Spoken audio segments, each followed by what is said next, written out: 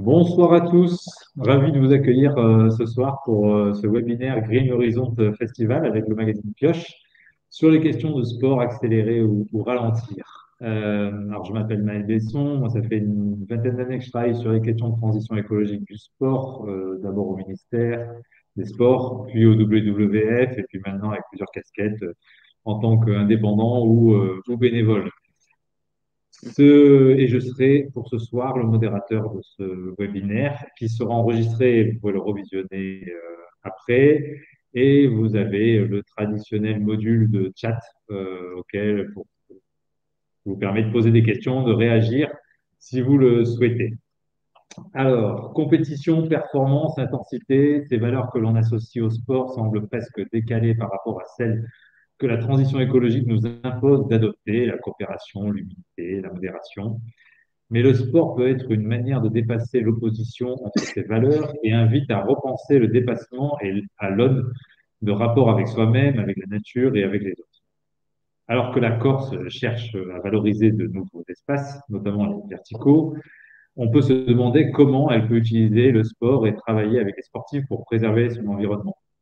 Car de fait, le sportif sont le premier poste des mutations du paysage dues au changement climatique et peuvent être les vigies comme les victimes.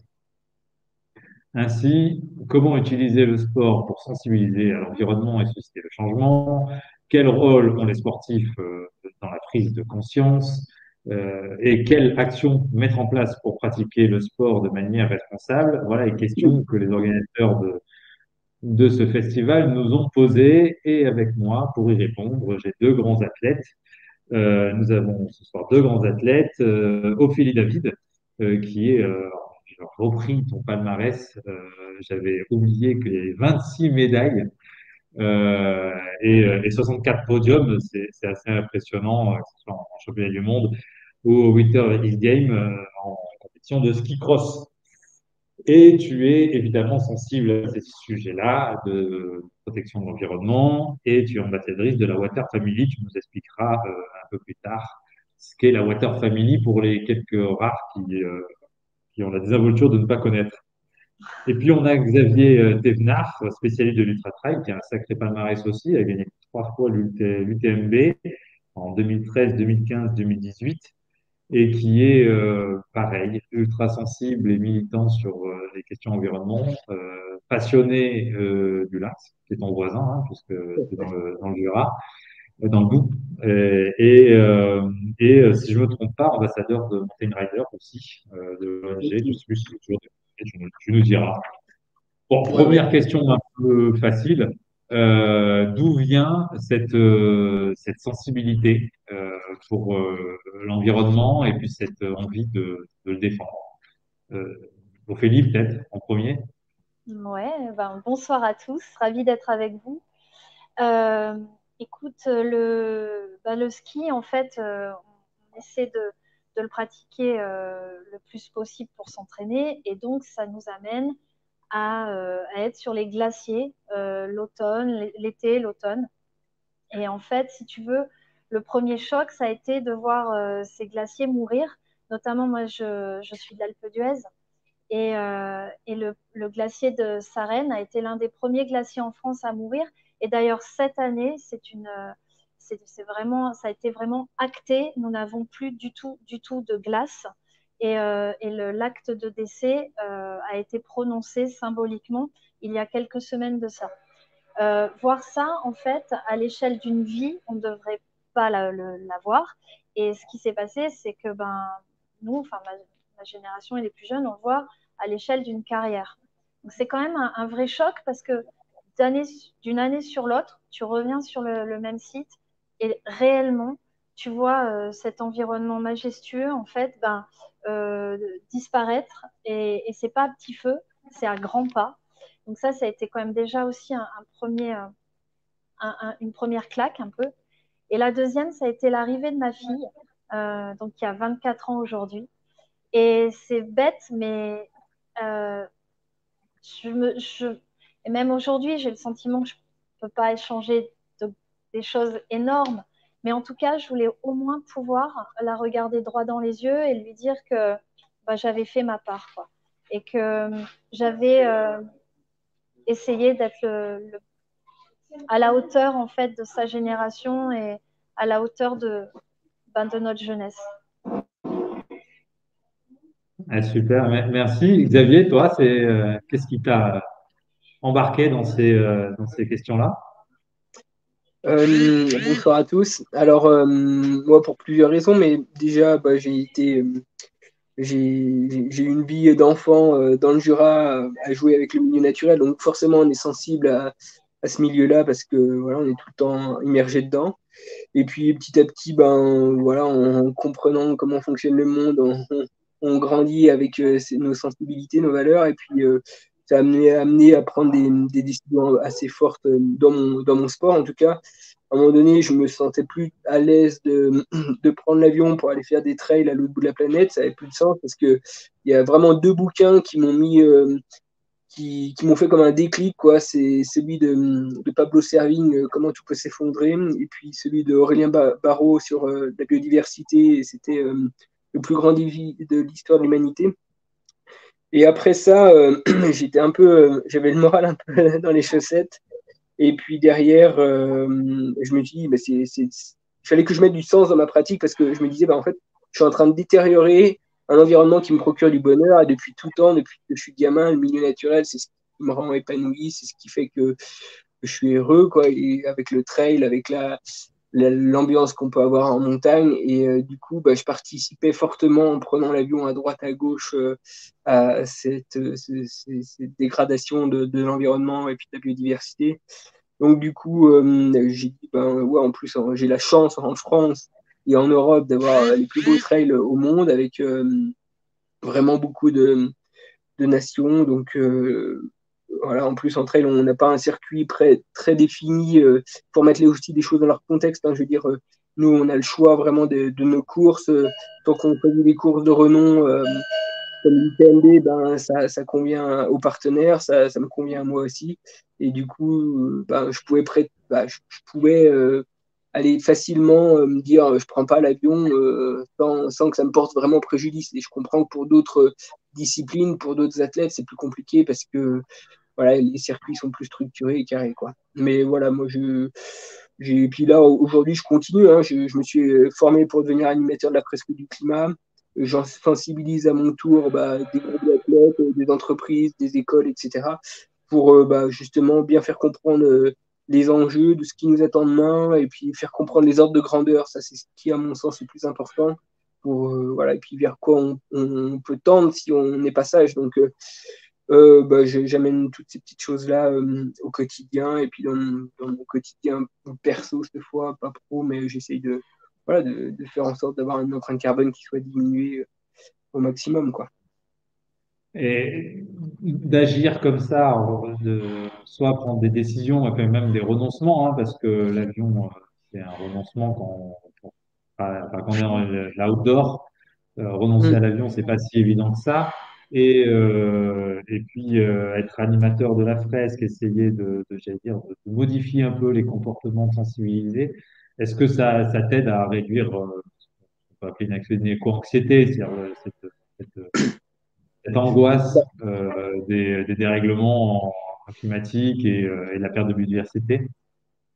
Bah exactement, en fait, je trouve que d'être dans l'action, au moins on essaye, quoi. Et même si j'aime bien laisser un peu de temps entre deux animations de la fresque du climat, parce que après, c'est mon ressenti personnel, mais je sais pas si chez les autres animateurs c'est la même chose, mais moi j'ai besoin d'un peu de temps entre deux fresques, parce qu'il y a quand même une charge mentale assez importante, parce que c'est pas rien, quoi. Les constats, ils sont pas rien.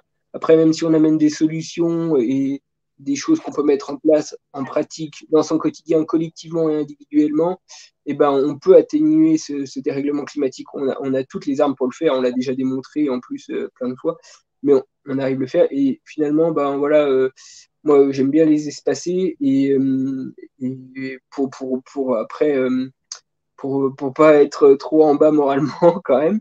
Et puis après, je suis d'autant plus motivé pour en refaire derrière. Mais oui, le fait d'être dans l'action, forcément, il y a encore énormément de boulot, mais c'est moins démoralisateur quelque part. C'est un peu comme si il y avait, je sais pas, un pompier qui s'il voit une forêt brûler, ça doit le dévaster, il ne peut pas rester dans son canapé, il est obligé d'aller l'éteindre. Et ben, Mhm. voilà, quand on a ces connaissances par rapport au climat, aux ordres de grandeur, encore une fois, ben, on ne peut pas rester insensible parce qu'on est tous des êtres humains. Donc, moi, je préfère être dans l'action et je ne suis pas du genre à baisser les bras, donc j'essaye de sensibiliser au maximum pour voilà, faire ma part. Ah, super. Ophélie, toi, ton engagement, il est auprès de la Water Family. Est-ce que tu peux nous présenter un peu la Water Family et ce que tu fais avec eux et qui te permet d'être dans l'action aussi? Oui, tout à fait. Alors, la Water Family, c'est une association qui est née du côté de Biarritz. Et l'idée était de sensibiliser sur le grand cycle de l'eau, à savoir que du sommet de la montagne jusqu'au bord de la mer, on était tous responsables de cet élément, l'eau, qui nous est vital. Au fil des années, ça a un petit peu évolué. On s'est recentré sur le petit cycle de l'eau, donc les actions qu'on peut faire au niveau de notre maison. Et puis là, en ce moment, c'est vraiment sur l'eau qu'on pourrait appeler virtuelle, l'eau cachée, celle qui, on a beaucoup parlé de notre empreinte carbone, hein, Xavier, tu en parlais lorsqu'on prend les avions, mais on a aussi une empreinte H2O. Et celle-là, en fait, on a 1000 bras de levier. Il y a énormément de solutions parce que l'eau est absolument partout.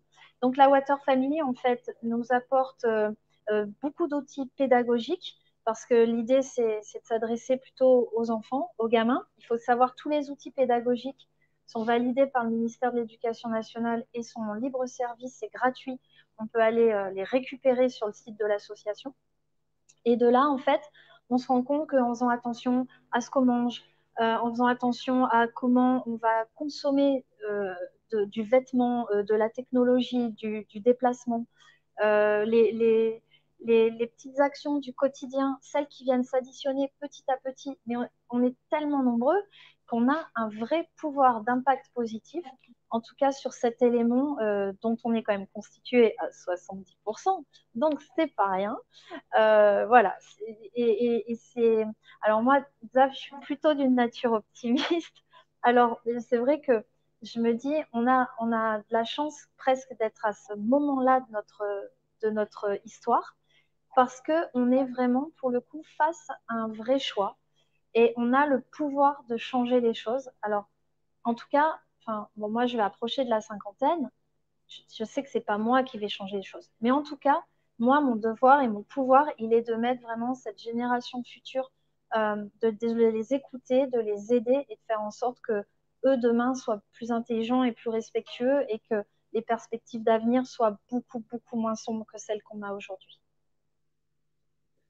Oui, alors juste pour rappeler, l'empreinte eau, en fait, c'est l'empreinte, l'impact qu'on a sur l'eau par nos consommations. C'est pour produire nos textiles, notre alimentation et tout ça, et on est obligé de produire et souvent de consommer de l'eau, de il y a une écotoxicité de l'eau qui est rejetée, il y a Mhm. l'eutrophisation qui est en gros l'eau qui manque d'oxygène, qui est aussi rejetée, qui peut avoir un impact sur le milieu. Et souvent, nos productions, elles sont un peu à l'autre bout de la planète et pas forcément avec les normes environnementales qu'on peut connaître en France ou en Europe. Mhm.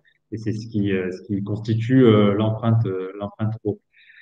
Mhm. Et j'entends cette besoin d'être dans l'action et tout ça, mais on a quand même sur les questions sportives, notre pratique sportive, et j'allais dire presque nos voyages, notre manière de consommer des territoires touristiques, on a une contradiction entre l'urgence environnementale et le besoin de réduire nos émissions de gaz à effet de serre et les déplacements et tout ça. Alors, Xavier, tu as dit que toi, tu avais tout simplement renoncé à prendre l'avion. Pour autant, on a quand même, j'allais dire, des bénéfices à avoir des événements internationaux, à avoir des voyages qui font qu'on rencontre d'autres cultures, qu'on visite la Corse. Ophélie, tu habites en Corse, hein. J'ai oublié de le rappeler. Comment on peut arriver à concilier en fait cette contradiction entre la nécessité de voyager et notamment pour pratiquer le sport et l'urgence environnementale? Je ne sais pas si Ophélie ou Si, Xavier. bah, c'est vrai que c'est une vaste question, et surtout quand on écoute un peu vers quoi on va aller. On sait il y a deux éléments qui sont à prendre en compte qui sont énormes. C'est d'un côté le dérèglement climatique avec la hausse des températures, plus 1,5, plus 2, plus 3 degrés. Et d'un autre côté, les énergies fossiles qu'on aura de moins en moins. Donc d'un côté, c'est pas si mal parce que si on a moins d'énergie fossile, on émet moins de CO2, donc moins d'élévation de la température sur Terre. Et c'est sûr que quand on regarde qu'est-ce que sera l'avenir de nos sports, s'il y a un réchauffement à plus de degrés, à plus 3, plus 4 degrés, et en même temps, on a une contrainte avec les énergies fossiles parce on sait qu'aujourd'hui, c'est les producteurs de pétrole qui le disent, c'est pas les scientifiques, c'est eux-mêmes, les producteurs de pétrole, ils disent que d'ici 2050, donc c'est pas très loin, 2050, on aura moitié moins d'énergie fossile, moitié moins de pétrole qu'aujourd'hui. Et en France, comme on n'est pas producteur de pétrole, ce sera peut-être moins, pas 2 fois moins, mais peut-être plus, peut-être 18, 20 fois moins. Donc, comment on fait quand on a 20 fois moins de pétrole et notre monde, notre société, elle tourne aux énergies fossiles. On mange grâce aux énergies fossiles, on s'habille grâce aux énergies fossiles, on a tous les objets du quotidien, on est autour d'énergie fossile. Donc, là, je me dis, si demain, déjà, on a ces contraintes-là avec la hausse de température qui va amener des problématiques, plus la contrainte d'énergie fossile. Quelle aura la place du sport dans la société? C'est une vraie question et c'est dur de s'imaginer comment ça va se passer.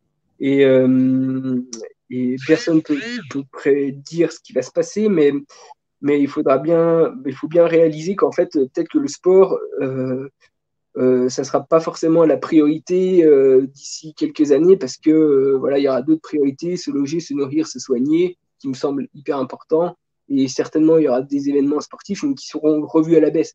Et là, en ce moment, il y a un débat qu'on entend souvent dans les médias, c'est faut-il décroître, faut-il croître? Mais en fait, on n'a pas, c'est même pas un choix philosophique, on va forcément décroître parce que si on a moins d'énergie fossile, automatiquement on décroît. Et quand on entend dire on n'est pas partisan de la décroissance comme on entend sur certains événements en trail, on n'est pas partisan de la décroissance, en fait on se trompe de chemin parce que de toute façon on va y avoir droit automatiquement du fait de la contrainte des énergies fossiles. Donc à mon avis, si on n'est pas prêt à se dire il faut diminuer nos transports pour aller faire un grand événement à droite à gauche, et on va se prendre le mur méchamment parce que de toute façon, soit on l'anticipe, soit on le subit, mais on va y avoir droit. Donc, à un moment donné, il faut bien se mettre en tête que voilà, les déplacements à l'infini, c'est pas possible parce que les ressources sont pas infinies. Voilà. Oui, alors, je pense que justement, c'est là où les grands événements peuvent, à l'instar des sportifs, s'adapter, évoluer, changer. Les grands événements, le plus grand, on va dire, c'est les Jeux Olympiques. Et on voit aujourd'hui qu'ils se diluent géographiquement. On, on voit bien qu'aujourd'hui, c'est des régions où plusieurs métropoles, voire même des fois plusieurs pays qui s'allient pour, pour proposer en fait les infrastructures pour répondre à des événements qui, comme tu le dis, sont en pleine mutation et doivent muter comme on doit nous aussi muter nos actions quotidiennes parce que juste on n'a plus le choix, très clairement. Et, et ça peut être, alors c'est peut-être utopique, mais moi j'aime à croire que ces grands événements peuvent être aussi des espèces de laboratoires, peuvent être aussi des grands galops d'essai pour, euh, pour être dupliqués ensuite et montrer que si c'est possible pour 10 000 personnes, c'est possible pour un village de 3 000, etc.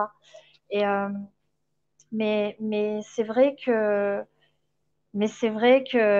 il faut, je crois, de la fluidité aujourd'hui pour s'adapter à cette.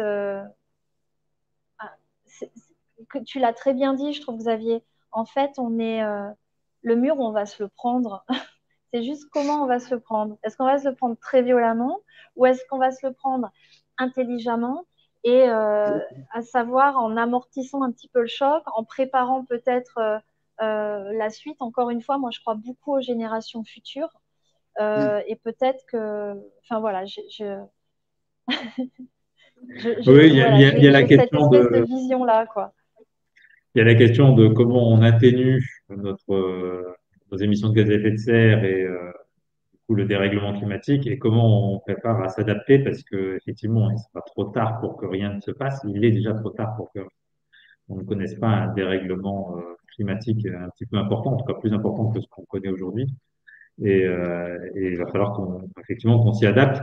Et tu as raison, Xavier, à mon sens, il y a vraiment ce question de comment on réduit notre dépendance aux énergies fossiles, euh, parce que, mais aux énergies fossiles, pour les territoires, les stations qui sont dépendantes des touristes ou des clients qui viennent plutôt de loin, mais aussi réduire notre dépendance à la consommation d'eau, à pas mal de choses qui vont être mis à mal par, euh, par les conséquences du dérèglement climatique. Et si on veut pas que le sport devienne symbole d'une injustice sociale face au dérèglement climatique, il y a tout intérêt à ce que on réduise nos dépendances. Sur la performance sportive, comment vous voyez l'avenir de la performance sportive? Est-ce que déjà les dérèglements qu'on peut connaître, c'est-à-dire les canicules, les phénomènes météorologiques et tout ça, est-ce qu'on a déjà un impact sur la performance sportive? Et comment voyez l'avenir de la performance sportive face à ces différentes évolutions climatiques? Je sais pas trop. On a vu des exemples, notamment de grands événements qui étaient organisés dans les pays du Moyen-Orient, des choses comme ça, où il y avait des températures terribles qui obligeaient les épreuves à se tenir de nuit, notamment pour l'athlétisme. Euh, Après les sports de neige, on est clairement impacté. Je pense que les saisons vont se réduire. Euh, il y aura de moins en moins de neige. Il faut accepter que le calendrier change. Il faut accepter du coup que les préparations en amont s'articulent différemment. Il faut accepter euh, la performance, elle est, je trouve, il faut arrêter peut-être de l'inscrire dans le temps et de se référer à, à des records ou des choses qui se sont passées il y a 10, 15, 20 ans. Peut-être qu'il faut euh, effacer les tablettes et se dire que la performance, elle est là aujourd'hui avec ces personnes-là et dans ce contexte-là. Et ne pas toujours mettre en concurrence avec les temps passés. Et là, on parle de l'environnement climatique, naturel et de l'humain, mais on peut aussi s'amuser à le faire avec l'environnement technologique et, et accepter de ne pas comparer les performances d'aujourd'hui avec celles d'hier, en fait. Et c'est très intéressant ce que tu dis parce que toute performance, et notamment dans les Jeux Olympiques, on est sur une, une, une préparation de l'environnement du site de pratique pour mettre les athlètes exactement dans les mêmes conditions et on prépare l'environnement pour les mettre dans les mêmes conditions et c'est garanti une équité sportive, une égalité de traitement entre les athlètes. Mais ça veut dire qu'il faut intégrer les aléas de l'environnement dans la performance, c'est-à-dire que la performance, elle doit plus être juste une performance physique sur un milieu assez cadré, mais on doit intégrer le fait d'être capable de s'adapter au fait que la neige change, que le sol en VTT soit plus mouillé, tout ça. Absolument, enfin, je pense, mais oui, je pense qu'il faut revoir nos, nos paramètres, en fait. Et puis, euh, la vie, enfin, la nature nous montre, on s'adapte quotidiennement. Euh, Aujourd'hui, on voit bien, les tempêtes sont très violentes, il y a des inondations, des sécheresses. Tous les curseurs s'affolent un petit peu et on tombe dans des extrêmes. Euh, je pense qu'il faut être aussi conscient que en essayant de respecter un maximum peut-être des paramètres évidemment de sécurité, cela on ne déroge pas dessus, mais par rapport au spectacle, parce que le sport, c'est jamais que du spectacle quelque part. Euh, on, on, on, on, est là pour à travers. Après, moi, je suis complètement fan de sport parce que je trouve que c'est vraiment le langage universel par excellence. On n'est pas de la même culture, religion, langue, etc. Et pourtant, on regarde cet autre être humain se donner, vivre, et on partage ses émotions. Et c'est absolument universel. Et ça, moi je trouve que cette magie-là, il faut absolument la garder. Et cette communion-là et ce partage d'émotions, il faut absolument le garder parce que c'est ce qui fait que c'est beau. Et le fait que ce soit inutile, ça le rend aussi très, très beau, je trouve, parce que c'est complètement nous, les humains. Et donc, moi, je suis complètement pour qu'on continue ces croisées de chemin et d'aventures et d'émotions. Mais effectivement, il faut peut-être accepter que le cadre ne soit plus le même qu'il y a 20 ans et revoir nos standards. Enfin, ça me paraît. On le fait au quotidien. Il n'y a pas de raison que le sport ne fasse pas partie aussi de ce voyage. Ouais. Puis je pense que les fédés, elles ont vraiment un rôle à jouer là-dessus. La performance, ok, mais à quel prix? Là, on parlait d'égalité un peu des chances. Quand on fait de l'athlétisme, on a tous la même distance à parcourir sur un stade bien défini avec la même distance, etc. Dans des conditions similaires. Mais il faudrait aller plus loin, dire est-ce que c'est très encore opportun et judicieux d'aller faire des stages à l'autre bout de la planète pour se préparer à une course? Et est-ce qu'on n'a pas les infrastructures suffisantes chez soi pour préparer ce genre d'événement? C'est-à-dire, on devrait limiter un nombre de déplacements. On a ce bilan carbone aujourd'hui qui est vachement attractif. On sait vers quoi on doit aller, on sait le mesurer. Et puis, à un moment donné, ben, on a une limite à l'année pour pas dépasser plus de tant de tonnes de CO2, pour pas que l'avenir sur Terre soit en danger. Et ça, ben, aujourd'hui, pour le bon fonctionnement de la démocratie, on a des lois qui nous encadrent et on devrait faire les mêmes choses dans les transports, dans plein de choses. Et c'est pas, souvent quand je dis ça, on me dit, ben, là, c'est privé de la liberté des uns et des autres, mais la liberté des uns s'arrête là où commence celle des autres. Et en fait, on se rend pas compte que nos transports, si on va prendre 15 fois l'avion dans une année, mais c'est hyper délétère pour l'environnement. On tue ses petits frères, ses petites sœurs à petit feu, en fait. C'est ça, et pourtant, ça, c'est pas puni par la loi. Donc, à un moment donné, bah, il faudra arriver à structurer tout ça et à faire en sorte qu'on se limite, parce que si on veut continuer à pratiquer du sport, à s'épanouir dans nos disciplines, à faire des choses sympas dans l'événementiel sportif, et ben, va falloir être sage, et puis on peut pas non plus aller faire n'importe quoi. Et aujourd'hui, encore une fois, pour le bon fonctionnement de nos démocraties, on a plein de choses comme ça qui nous contraignent et on n'a pas le droit de faire, et ce qui est normal. Donc, on arriverait tout simplement à le mettre en place aussi sur plein de choses pour pas émettre trop de CO2 et arriver à avoir une vie sympa à l'avenir, quoi. Et du coup, une performance sportive qui aurait été réalisée grâce à des entraînements toute l'année partout autour de la planète et qui nécessitait du coup beaucoup d'avions, a moins de valeur qu'une performance autrement moins acceptable qu'une performance. Est-ce qu'on peut parler en fait si on dit qu'il y a un quota carbone, ce qui Exactement. peut être intelligible, est-ce qu'on pourrait parler d'un dopage carbone un jour? Bah, Non, mais en tout ouais, cas, ce serait une chouette solution d'avoir un espèce de crédit carbone et d'arriver à donner vraiment le meilleur de soi, être le plus performant possible, sans dépasser ce quota carbone. De toute manière, si on le s'est imposé, tout le monde se pliera et trouvera des solutions. Parce que voilà, encore une fois, moi je crois vraiment beaucoup à l'imagination de l'humain. Et quand il est au pied du mur, c'est souvent là qu'il est le plus brillant. Donc, Oui, et puis je retiens ce que tu as dit tout à l'heure, c'est accepter que ça soit différent. Et c'est vrai que ça, c'est une vraie piste de solution pour creuser un peu les questions de pistes de ski. Si on fait des pistes de ski qui sont injectées en eau, qui sont très denses en glace, c'est pour avoir une égalité de traitement entre le premier et le centième passage.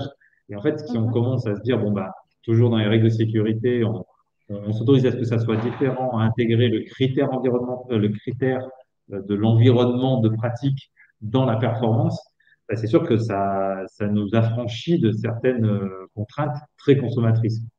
Mhm. Il y a une question de Serge Bernard dans le chat là sur est-ce que cette prise de conscience, elle vous a impacté aussi sur vos performances sportives? C'est-à-dire que ça a eu ces contradictions, c'est alors peut-être plutôt toi, Xavier, euh, j'allais dire, cette éco-anxiété, ça a eu un impact négatif ou positif à la limite sur vos performances sportives parce que le mental est forcément très lié très important dans la performance. C'est une vraie question.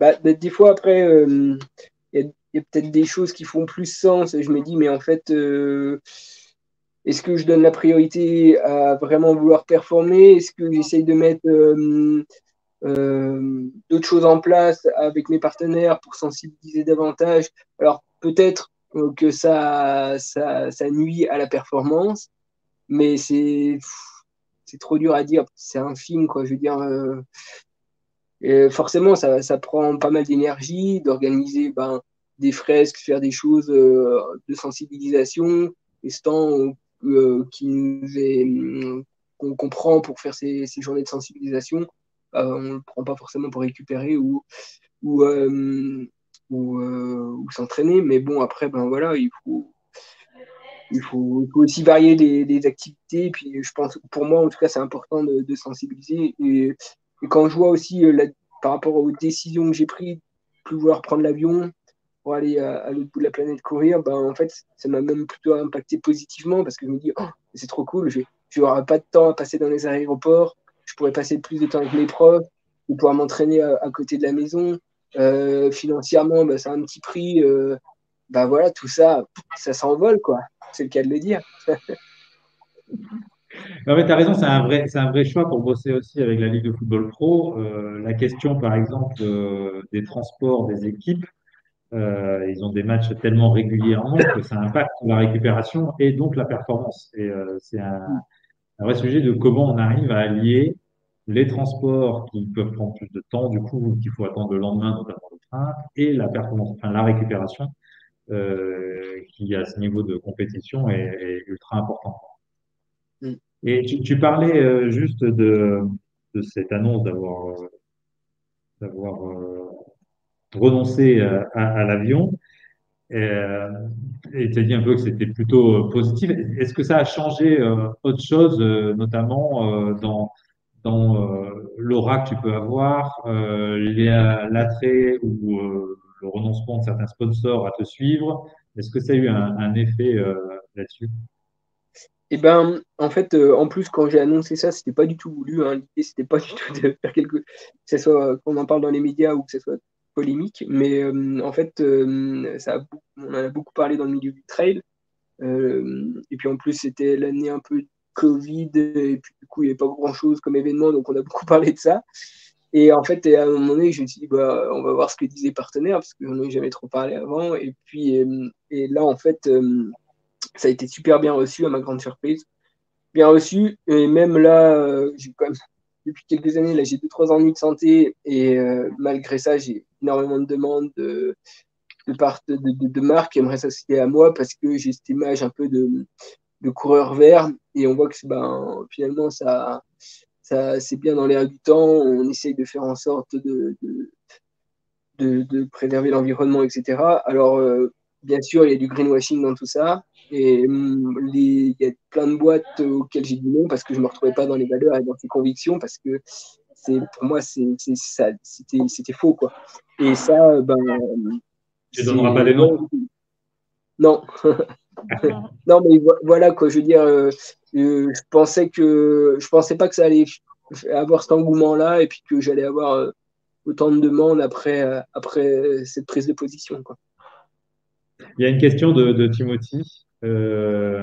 Sur qui vous pouvez compter dans votre entourage professionnel pour avoir du soutien et vous accompagner dans vos choix, notamment sur ces questions-là? Pour, sur qui je peux me reposer, en fait, j'ai le sens de la question.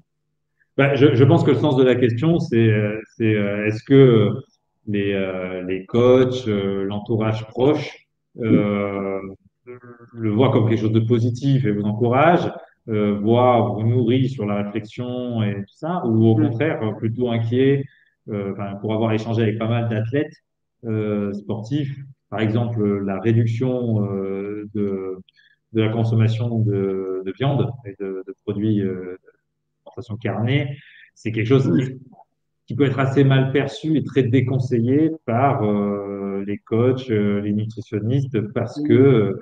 ben, on est dans une culture quand même de la puissance vient de la protéine animale notamment, Ouais. et avec voilà, des cultures et des savoirs sur ces sujets-là. Bah, en fait, je choisis mes partenaires comme je choisis mon entourage avec euh, ben, mon CO, il est très en phase avec mes valeurs. J'ai un ami qui m'aide sur tout ce qui est relations partenaires, qui s'appelle Thomas, et puis on est vraiment en phase et vraiment sur les mêmes longueurs d'onde concernant bah, c'est d'ailleurs avec lui que je fais beaucoup de fresques du climat. Il est aussi animateur de la fresque du climat. Et puis voilà, donc au final, mon microcosme, mes proches les plus proches, ils sont aussi convaincus. Et puis et en fait, c'est quand on s'en va, bah, quand je m'en vais de cet univers de proches convaincus et je m'aperçois à l'extérieur qu'il y a énormément de boulot, il y a quand même beaucoup de gens qui n'ont pas forcément compris les problématiques qu'on va rencontrer à l'avenir. Et c'est bien d'aller un peu à l'extérieur aussi et d'arriver à sensibiliser des gens qui sont pas convaincus, bah, parce que c'est là où c'est un intérêt finalement, c'est d'arriver à convaincre ceux qui ne le sont pas, plutôt que de convaincre des gens qui sont déjà bien formés, quoi. Mais oui, mon entourage, on est complètement en phase avec tout le monde. C'est plus facile pour bosser. Mais est-ce que tu crois pas que c'est justement parce que tu dégages ça et que c'est dans la logique, dans ta logique, que ben, ça attire cet entourage. Enfin, tu vois, je trouve que y a Euh, ces affinités-là, elles sont importantes et c'est ce qui fait que du coup, cette toile autour de toi se construit. ouais, ouais, si, si. Après, j'ai des proches là qui sont là depuis le début et puis c'est vrai qu'on a toujours eu ces mêmes convictions. J'ai jamais fait de rencontre avec des personnes où finalement on n'était pas du tout en accord avec les problèmes d'aujourd'hui, de demain sur le dérèglement climatique. À chaque fois, bah, ça a toujours été. Ouais, je sais pas, ça a toujours. Et c'est vrai que ce cercle s'est agrandi, comme tu dis, parce que ça m'a ouvert quand même énormément de portes. Et puis, j'ai rencontré des tas de personnes formidables et bah, assez engagées, militants sur les problèmes à venir. Donc, voilà, il y a plein de choses encore à mener, quoi, à faire. Mm. Ophélie, alors, pareil, vous fonctionnez beaucoup avec des ambassadeurs et pas mal de personnalités sportives. J'ai même fait l'Odyssée du flocon à la vague c'était avec Tony Estanguet à l'époque et tout ça. Euh, Vous, votre mode de communication, en fait, votre créneau, c'est plutôt sensibiliser et prenez en gros ce que chacun peut faire. Ça fait partie pour toi d'exemplarité que les sportifs, en tout cas les personnes publiques, doivent avoir. Alors, je ne sais pas si on doit l'avoir. Je pense que si on le ressent et si ça nous parle, et quand on a la chance d'avoir accès à une caméra, un bout de micro, bah oui, c'est bien de le faire. Après, c'est en l'âme et conscience de chacun. C'est-à-dire que, si tu veux, c'est comme s'il y avait plusieurs strates. La première strate que tu vois devant la caméra, c'est celle du sportif. Derrière, il y a celle, je dirais, du citoyen. Et encore derrière, il y a l'être humain, quoi. Enfin, tu vois, il y a un peu toutes ces Mm. strates. Faut être en accord un petit peu avec tous ces étages-là. Euh, mais après, se forcer à devoir défendre une cause parce qu'à un moment, on tend un micro, si c'est pas sincère, je trouve que c'est mieux de se taire, en fait, clairement. Mais, euh, mais mais effectivement, si pour être bien avec soi-même et puis continuer encore une fois à se regarder droit dans les yeux, à pouvoir regarder les gens qu'on aime aussi droit dans les yeux, on sent ce besoin de prendre la parole. Il faut pour le coup complètement le faire et s'investir. Et puis chacun à sa manière. On n'est pas obligé d'être. On en parlait un petit peu tout à l'heure avant d'être en direct avec tout le monde, mais c'est vrai que d'avoir comme ça plusieurs degrés d'intensité dans les discours et dans les actions, c'est génial parce que c'est cette diversité qui fait qu'on est impactant, je pense, parce que tout à chacun, on va avoir notre auditoire, on va avoir les personnes qui vont se dire tiens, ah ouais, ben, tiens, c'est pas con, ah bah tiens, ça je savais pas. Et puis voilà, je pense que c'est comme ça qu'après, collectivement, on arrive à créer une spirale un peu plus vertueuse. Oui, je partage complètement. Il y a une question de Mathis, parce que là, on parle j'allais dire, de la sensibilisation vis-à-vis du grand public, et comment ça a été appris, mais la sensibilisation, ou enfin, en tout cas, j'allais dire, l'influence que vous pouvez avoir en tant qu'athlète avec d'autres athlètes qui ne sont pas forcément engagés sur ces sujets-là. Est-ce que c'est quelque chose que vous observez, Xavier, dans le trail, des gens qui ne sont pas spécialement spécifiques? Ouais, conscient des enjeux. Ophélie avec, je vais dire, la Water Family et plus largement tous ceux que vous touchez parce que vous êtes personnalité sportive. Est-ce que vous avez l'impression que, il y a une facilité de communiquer et d'influencer sur ces enjeux-là? Bah, c'est Euh, sûr que. Pardon, excuse-moi, Xav, vas-y.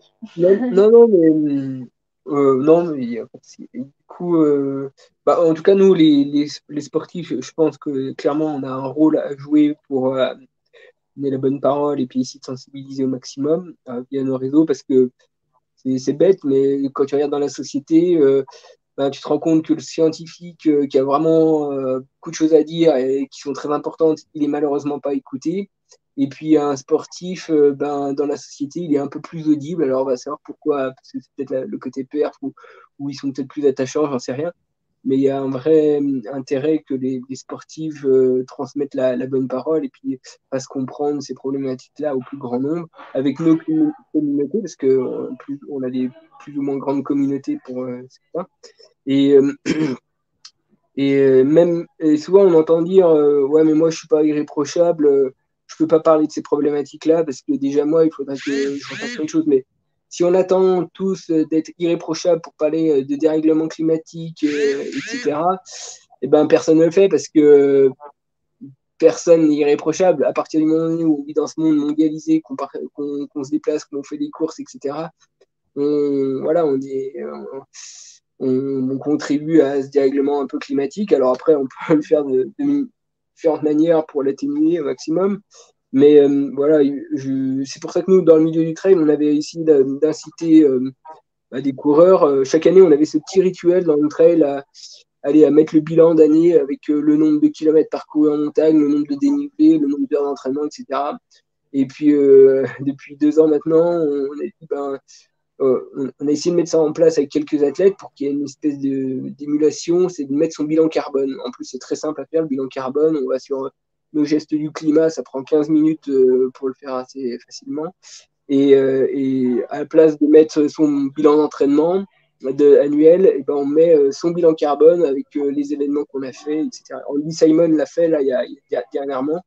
Andy Simon, pour ceux qui ne connaissent pas, c'est un athlète britannique franco-britannique qui a participé plusieurs fois au championnat du monde à l'UTMB, bref, et puis et lui, il est très engagé aussi, il a mis son bilan carbone dernièrement, Kylian le fait régulièrement, et l'idée, c'est de créer une émulation autour de ça, et puis même si on est à 22 tonnes, ou à 6 tonnes, ou à 4 tonnes, bah, l'idée, c'est pas de dire ah bah toi t'es pas bon parce que t'as 22 tonnes et toi t'es bon parce que t'es à 4 tonnes et encore 4 tonnes, il faudrait être un peu en dessous. Donc bref, l'idée c'est de dire bah voilà, j'ai 22 tonnes, quels sont mes axes de progression pour l'année suivante et quand on a cette transparence là et puis qu'on essaie de faire les choses pour diminuer l'empreinte carbone, ben je trouve que souvent les athlètes ils ont peur de se faire descendre sur les réseaux sociaux, ce que je comprends, c'est dur des fois. Et ben il faut et là, quand on a cette démarche-là, en essayant de progresser pour diminuer son empreinte carbone, ben, on peut pas se faire défendre, quoi. Donc, et on a la transparence, donc voilà, on essaye de mettre ça en place, en tout cas, dans le milieu du trail pour, encore une fois, sensibiliser, quoi. Ça, moi, je trouve ça super intéressant quand tu parles de transparence, tu vois. Je crois qu'il faut aussi peut-être casser cette image de super-héros du sportif de haut niveau. Euh, En fait, c'est quoi un sportif de haut niveau? C'est quelqu'un finalement d'ordinaire qui a la chance de faire des trucs extraordinaires, mais au final, c'est un citoyen comme tout le monde. Et du coup, de vouloir transposer cette image bien souvent qu'on te colle sur le dos, mais qui n'est pas toi, hein, de super-héros, dans le monde, ben, on va dire, de l'écologie, c'est pas possible. Comme tu le disais, c'est pas possible juste de vivre. Forcément, on a un impact.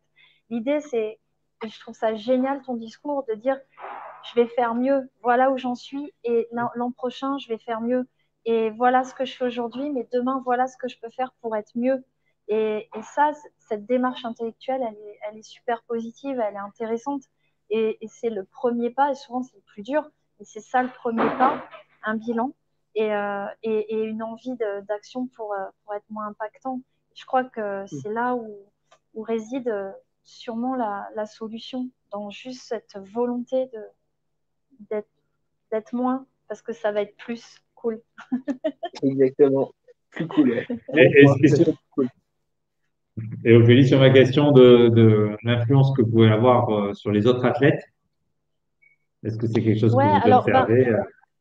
non, alors oui, c'est sûr que ben, quand on est issu d'un sport outdoor, on a la chance d'avoir la nature quotidiennement et d'y évoluer quotidiennement et de l'avoir sans arrêt sous les yeux. On la voit évoluer, on a forcément, je pense, une petite sensibilité accrue. Mais franchement, même les autres sportifs qui sont dans l'indoor ou sur des circuits fermés, des choses comme ça, en fait, là, tu as le citoyen qui prend le relais et tu te rends compte que quand même, globalement, les mentalités ont évolué, les mentalités ont changé. Euh, et, et ouais, non, moi, je vois quand d'autres athlètes, croiser d'autres athlètes, tu sens que tout le monde est quand même concerné. Parce que, parce qu'en fait, être écolo, ça veut rien dire. Alors, en fait, on est tous, enfin, j'insiste, mais on est citoyens. Et d'être citoyen, c'est de vivre avec les autres. Et vivre avec les autres, c'est faire attention les uns aux autres, c'est avoir quand même un minimum d'empathie. Et si on a de l'empathie, on n'a pas envie de donner à nos enfants de l'eau polluée, de l'air qui va les rendre malades, une nourriture qui est complètement dénaturée. Enfin voilà. Donc tout ça, c'est juste finalement des gestes citoyens qu'on a à faire. Oui, oui, je suis complètement d'accord. Xavier, tout à l'heure, tu nous parlais des rôles des instances sportives, des fédés et tout ça, parce que effectivement, dans le trail, le circuit est peut-être moins cadré, mais par exemple sur le ski, Ophélie qui vient de passer pour le savoir, en gros, les athlètes n'ont pas beaucoup le choix dans le circuit qu'ils doivent suivre et le nombre de fois qu'ils doivent prendre l'avion pour pouvoir participer à toutes les épreuves du classement. On a vu là sur Courchevel 2023 pas mal de sportifs interpeller la FIS sur ces enjeux-là. Ça rejoint un peu la question dans le chat de comment on peut embarquer les instances, les acteurs de l'aménagement de la montagne, de l'organisation du sport, du CIO, tout ça, sur ces sujets-là, parce que si on ne change pas le modèle de l'événement, de la compétition, on va avoir du mal à être réellement aligné avec les enjeux environnementaux parce que les gestes de tout un chacun, pour rappel, ils sont indispensables, mais pas suffisants. En gros, si on se met à tous faire les gestes éco-responsables, on va arriver à réduire de 25%, 20-25% nos émissions de gaz à effet de serre. Mais il faut c'est de 80 qu'il faut qu'on le réduise. Donc, comment on peut arriver à sportifs embarquer les acteurs euh, Ouais, j'allais dire privés, publics ou institutionnels du sport à prendre en compte ces enjeux-là et à évoluer dans leur pratique et à accepter que ce soit différent, comme tu disais tout à l'heure.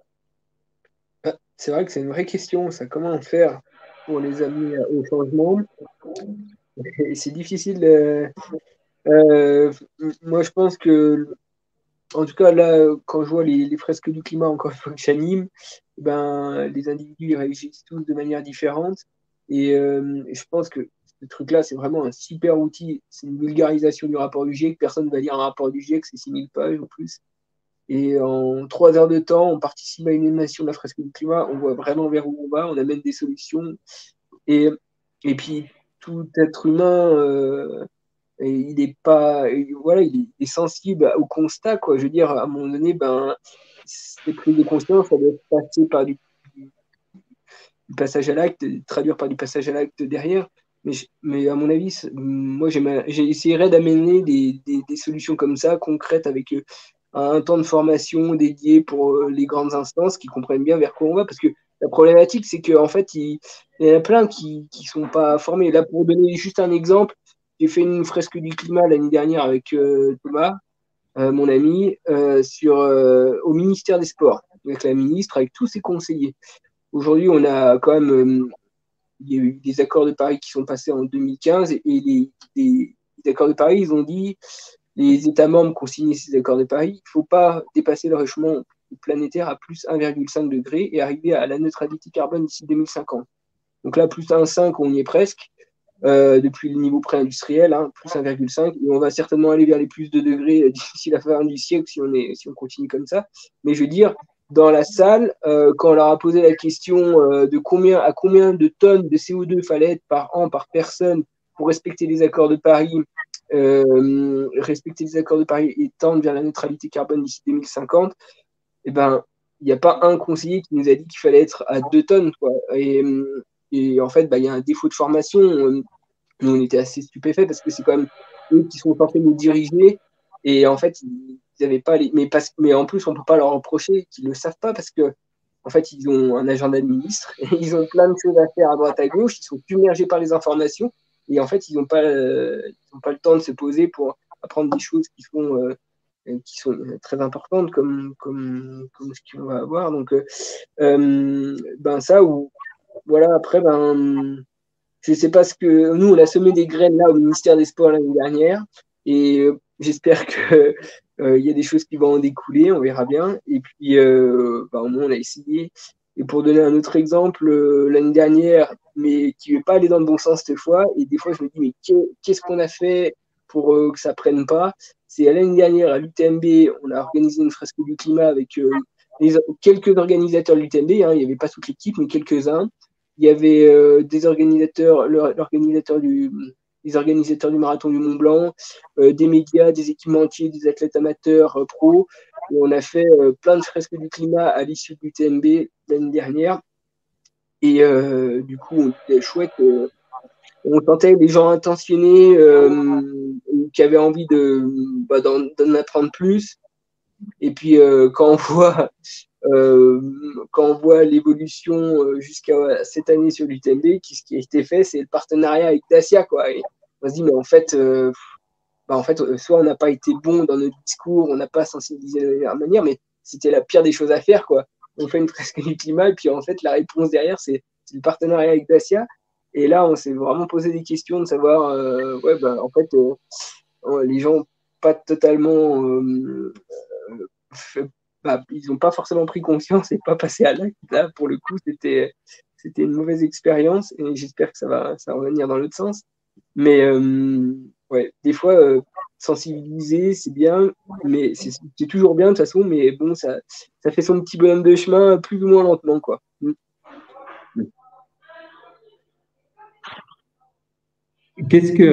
Si on poursuit là, si on a une baguette magique là, qu'est-ce que vous aimeriez voir changer dans le sport, dans l'organisation du sport de manière générale, pour pouvoir le rendre plus éco-responsable? Ce serait quoi si vous pouviez changer un ou deux éléments du Enfin, sport?